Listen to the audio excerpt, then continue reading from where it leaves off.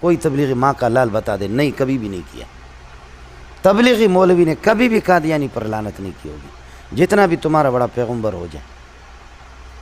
مجھ سے انعام لے لو، طارق جمیل سے کہہ دو کہ قادیانی کو لعنت بھیجو۔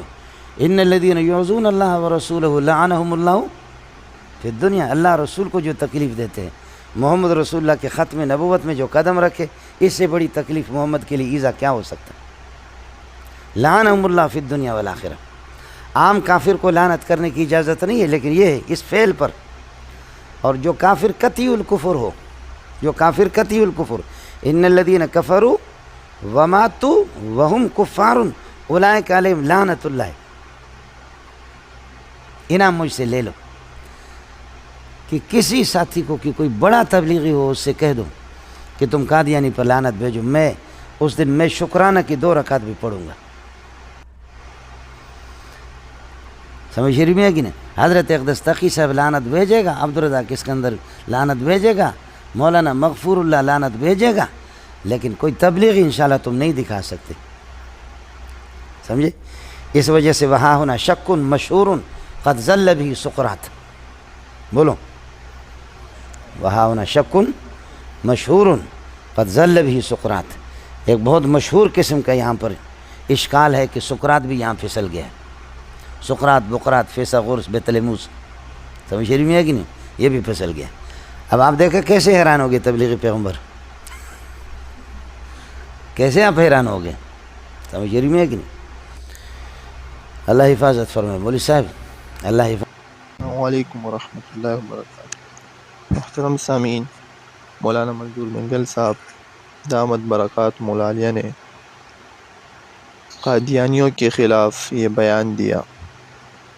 یہ ایسا بیان تھا جس میں قادیانیت کی ایک بڑے کفر کو وضاحت کی، بتایا کہ لعنت کس پر بھیجی جا سکتی ہے۔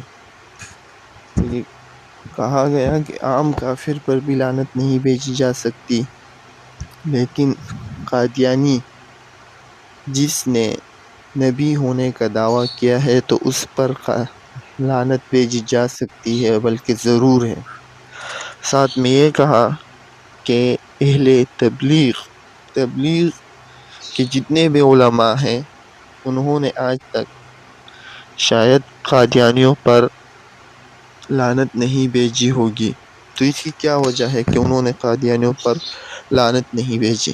تو یہ مولانا منظور منگل صاحب نے ان کو چیلنج کیا اور ان کو ترغیب دی کہ قادیانی جو سب سے برے کافر اور مسلمانوں کے لیے سب سے بڑا فتنہ ہے اس وقت، اور جو لوگوں کو دن بدن گمراہ کر رہے ہیں، چاہیے یہ کہ اہل تبلیغ کے علماء کو بھی کہ وہ بھی قادیانیوں کو برا کہے اور ان پر لعنت بھیجے، تاکہ ان کے لوگ اہل تبلیغ اس چیز سے بچ سکے اور جو بھی تبلیغی ہے وہ قادیانیت کے خلاف کام کر سکے، ان کا نظریہ عقیدہ بن جائے۔ تو یہ اس بیان کا مقصد تھا۔ محترم سامعین، اس چینل کو سبسکرائب کریں اور ساتھ میں ویڈیو کو لائک اور